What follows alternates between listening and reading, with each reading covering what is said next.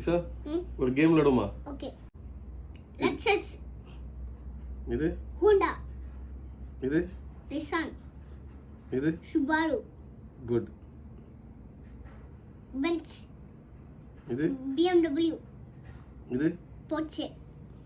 இது ஜாகுவார். இது ஆடி. ஆ ஆடி. இது டொயோட்டா. இது லம்போர்கினி. இது ஃபெராரி. இது வோல்க்ஸ்வாகன். இது புகாட்டி. இது சுசுகி.